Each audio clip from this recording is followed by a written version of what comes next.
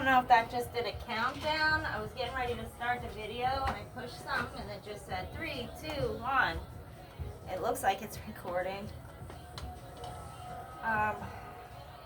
Taking some Tylenol.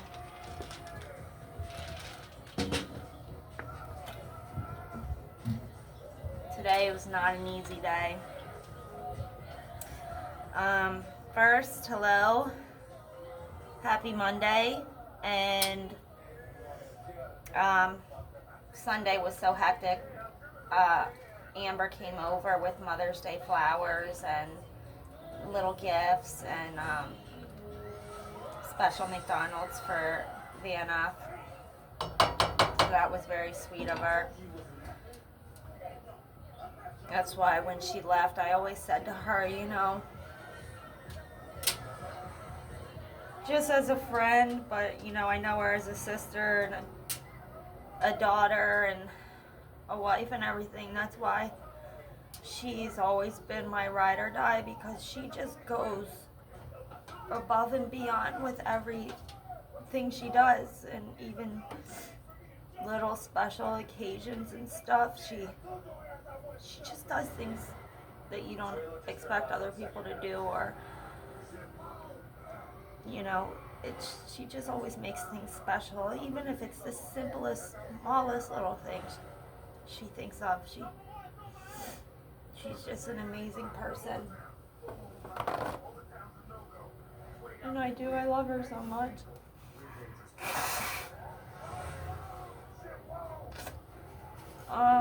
So happy Mother's Day, everybody.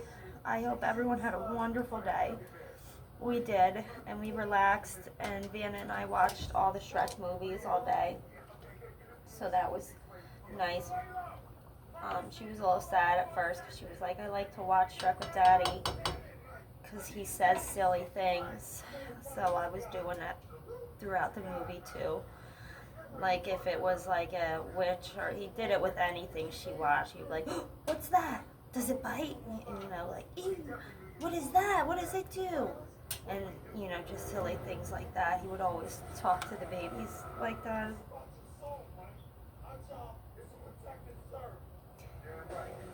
Today just feels like a whole different thing, like a whole different shift, because I went to Wawa and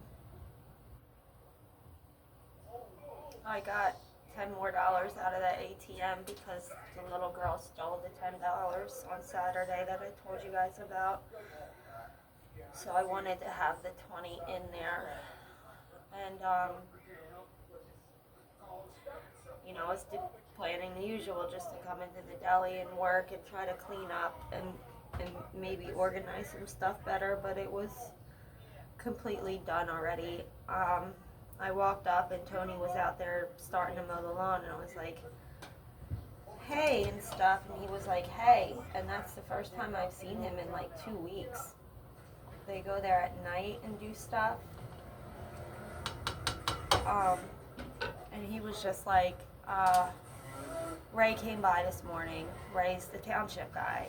And he's like, he was just really mad and pissed off. He said it was very like stern and professional, and that's not usually how Ray acts. And when I've seen him, I just seen him like a couple weeks ago, he was fine. He knew I was taking the counters out and rearranging it and stuff, and he was cool about it. He knew I didn't technically have the license because I was under Dawn still. But he also doesn't understand what's going on, and nobody really does. So they're worried. But apparently he said to him, no, you're doing all this work and things need to be done. It needs to be cleared out completely, and so you can't work and no shop stuff, from my understanding. So now I can't open to do the market. So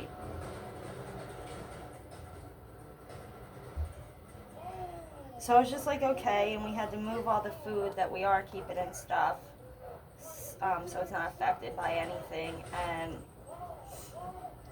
it was just really hard because when someone dies,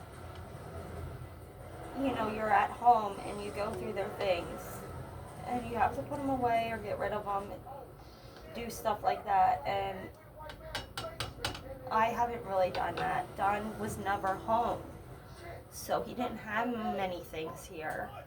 And the things that he did aren't really things that I would put away, you know, pictures and stuff like that, or collectible things. The only thing that's left is his dresser in his room with his clothes, and I just been preparing and getting ready to do that because I'm gonna have to do it when we get the summer clothes out, because all his summer stuff's in there in the same bins.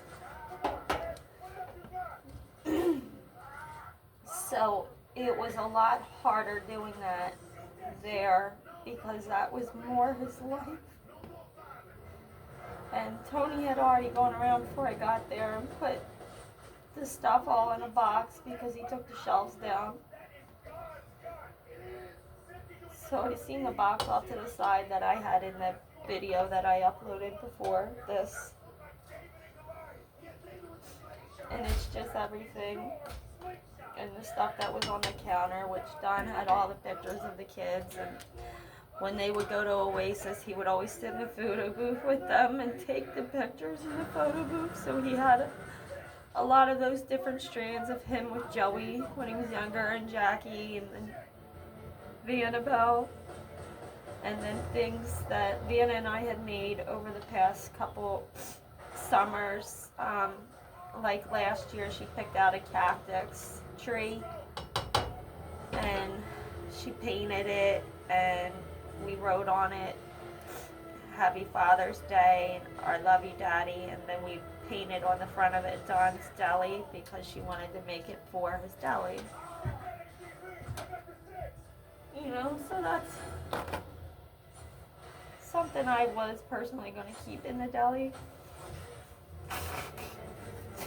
Because if I'm still there, he's still there, you know? And it's kind of like everything's so different, it just doesn't feel the same, and it's like a whole different vibes even. It's just, it just doesn't feel like he's there anymore.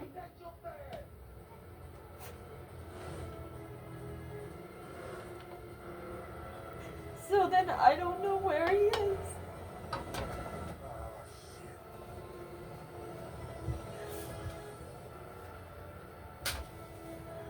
And I'm really scared now because the shop, even though it wasn't much, the money that people were spending in the market was getting us day by day, day to day. And I was already worried before I got there because I was in Wawa and I looked at the date and I was like, we still don't get our stamps until the 19th. They still won't say what happened. So I was just like, this is another week basically of, you know, finding different foods to make and last for leftovers.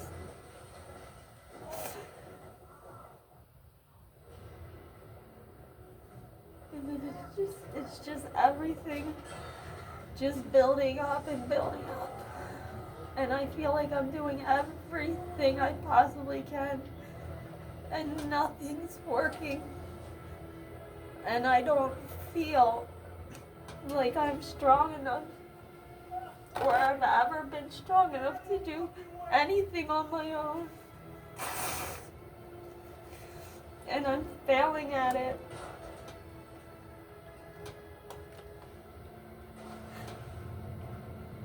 The hardest part of today is just like shifting through someone's life after they're gone. Picking the rigatonis up and stuff because he would eat the rigatonis every day. And seeing the pumpkin pie and remembering that that's the last thing he ate. That he left in the microwave that night in there.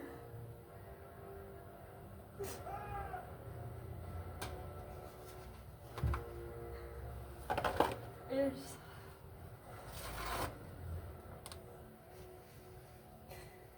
I don't know what to do. It's hard because it hits me because I still just, I don't have time to fall apart and I don't have a lot of time to do it. When Vanna's here away, like my aunt in the beginning, she was like, just do everything you can do all day and then just cry and scream in your room at night. And I can't do that because she won't sleep in her room now because she won't really use it at all because it reminds her of him. So she's been sleeping with me scared and stuff. And little by little she's starting to go back in. I guess I'm not doing it right, but I'm trying to handle it the best I can with her. And I like her to express her emotions and tell me stuff, but she's just got this stiff upper lip.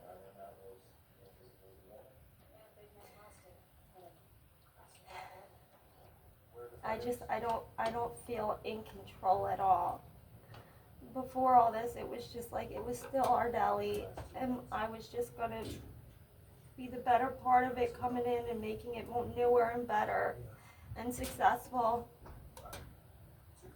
And it's just turning into something else now. Just vibe-wise, Tony doesn't seem happy with me, and I'm not sure if that's still, I just don't know if that's his personality or what, but he doesn't talk much, and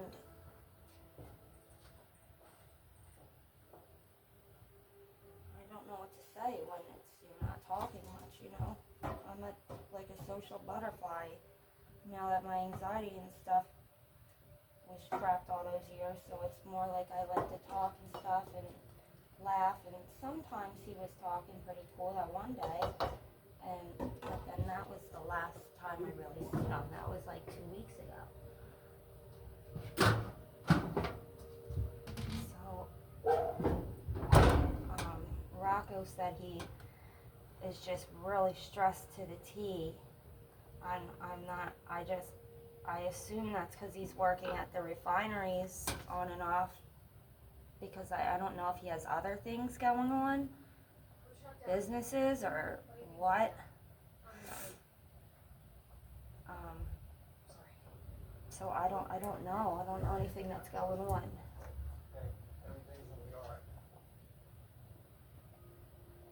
It's just getting like worse as it goes on, because then it's really starting to hit me that he's not at work. He's not just out, and he's just never coming back. And then everything he owns goes into a box.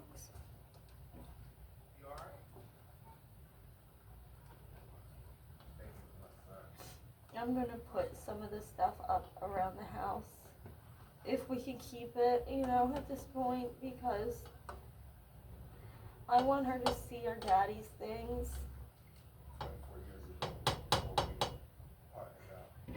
And I don't want to go through the clothes, because all the clothes he has are the clothes that I got him. He would never shop for himself, so years and years and years of me getting him sweaters and jeans and t-shirts and shorts for birthdays and Christmas, and I would have to get him enough so that it would be enough for like there's 20 of the same kind of sweaters, just different colors, and several shorts, and like same with the jeans. And it's just gonna remind me of every holiday and every Christmas, and him wearing sweaters and me saying, stop it, you can't wear sweaters, you're gonna overheat. Put this shirt on and put these shorts on.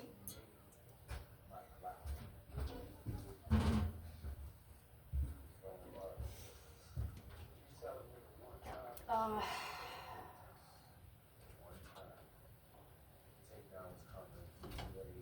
it's it's weird. It's like you're so scared because you don't know what's gonna happen, that you're just calm because you're just defeated and you don't know what else you can possibly do.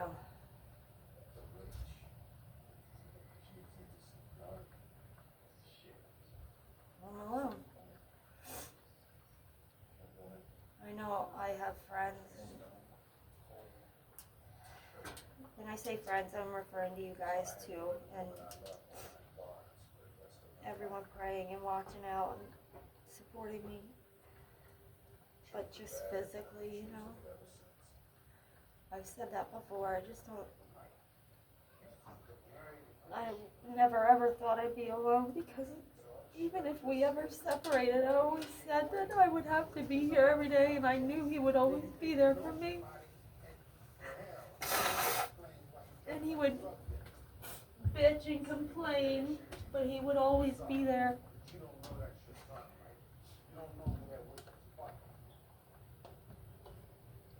It's scary.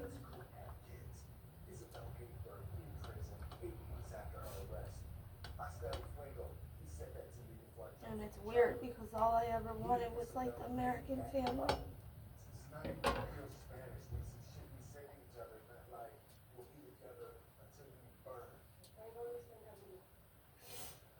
Alright guys, my phone has to be charged. I've been using it non-stop, and then I can't even charge it. And then I forget to, so this has just been a really, really hard day. I love you guys.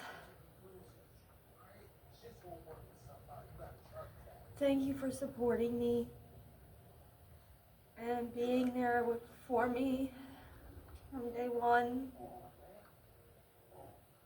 Even if you just started watching, you know, from the first video, you cared enough to watch another one.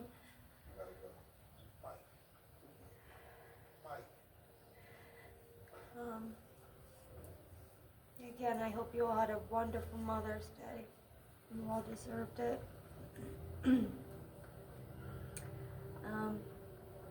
I love you guys. Please share my page and my GoFundMe page, and keep watching.